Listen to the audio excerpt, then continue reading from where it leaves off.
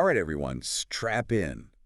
We're diving deep into the world of traditional martial arts today. Yeah. But not the way you might think. Right. We're not going to be talking about, the coolest kicks or the fanciest punches or anything like that. Right. Instead, we've got some excerpts here that I think are going to blow your mind. Yeah. When it comes to what it really takes to train in a traditional dojo. Yeah, it's a whole other level. It's way more than just It really is. signing up at your local gym. Yeah, it's not just like a fitness class, No, absolutely not. It's a whole life. Yeah. It's a way of life. It's a commitment. It is. It's a lifestyle. It's a journey. Yeah. You know? So let's jump right in. We hear this all the time, right? Yeah. Dojo versus gym. Dojo versus gym. Mm-hmm. Why is this distinction so important? I think, the key difference is really in the purpose. Yeah. You go to a gym, and most of the time... You're focusing on the physical. Right. You want to build muscle. You want to get fit. You want to... Cardio. Yeah, look good, all that stuff. Sure. But traditional dojos, yeah, they see training as kind of a self-cultivation thing. Okay. Where the physical and the spiritual kind of get all... To come together. Yeah, they're like woven together. We're interconnected. The tapestry. I like that. Yeah. And it's interesting, one of the sources actually describes dojos as sacred spaces. Yeah. Is that something you come across a lot? Oh, absolutely. Yeah. Yeah, I mean, think about it. Yeah? A dojo isn't just a place to work out, Yeah. It's like an extension of this centuries-old lineage. Yeah. It's a place of respect, of discipline, of tradition. It's almost like you're stepping into a piece of history. You are. Yeah. You're stepping into living history. Wow. Yeah. And speaking of stepping into a dojo... One of the excerpts compares the first time you even contacted dojo Right. to a job interview. Yeah. It's kind of funny to think about. That's so interesting, right? But it's true. I mean, especially in the West, we're so used to, instant gratification, right? Like, sign up for that gym membership, boom, you're in. Yeah. But traditional dojos, they operate on a whole different level. It's a different mindset. Yeah. First impressions are crucial. So it's not just about showing up and saying, hey, teach me karate. No. What does that actually look like then? Well, there's a huge emphasis on etiquette. Yeah. On rishiki.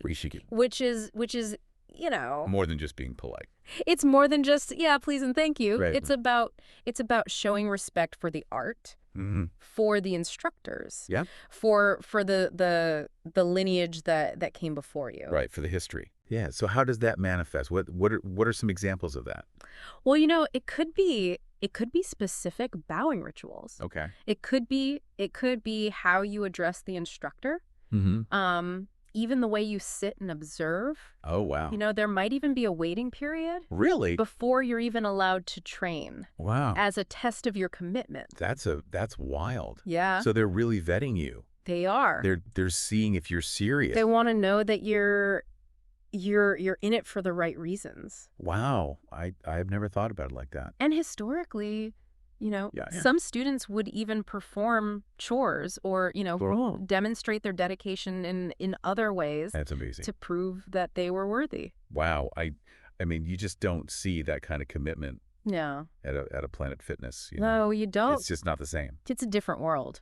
So it really does seem like in this world, character really comes before technique. Right. 100%. It's not just about it's not about how high you can kick. Yeah. It's about who you are as a person. The sources really do emphasize that. Oh, yeah.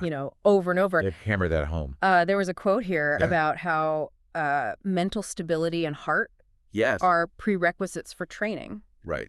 And that really resonated with me. Yeah. It's not just some, like poetic, flowery language. Right. There's a real practical... There's a reason for it. Yeah, reason for that. Yeah. What is that? What's the thinking behind that?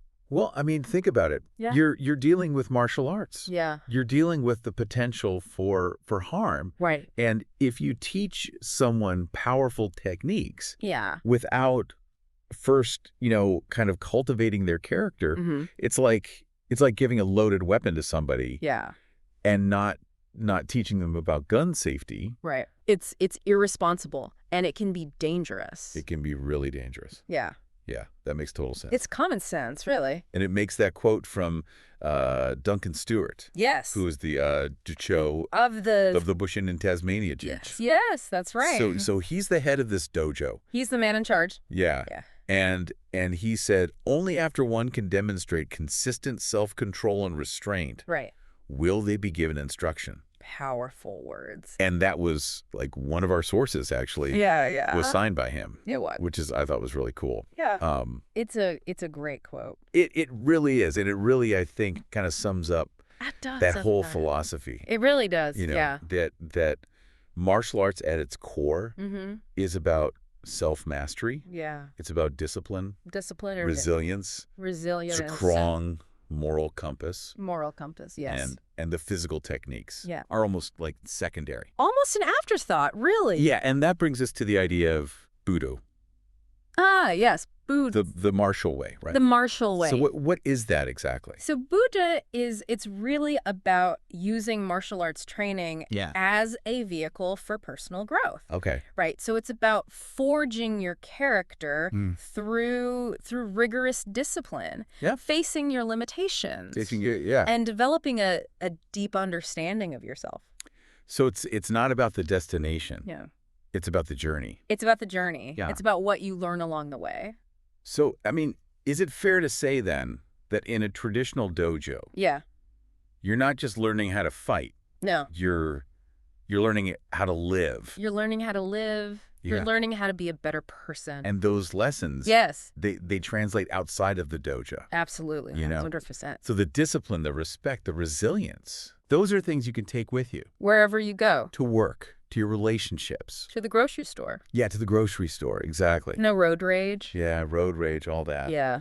Man, this has been so eye-opening. It's fascinating, isn't it? It really is. Yeah. So if we had to boil it all down to like one key takeaway for our listeners today, what would it be?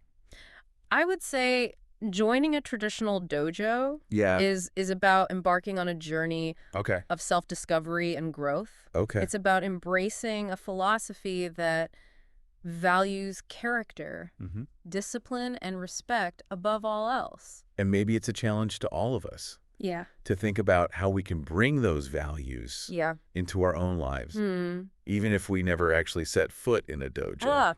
You know, food for thought. Something to think about. Yeah. Well, thanks for joining us for another deep dive. It's been a pleasure. We'll see you next time. See you later.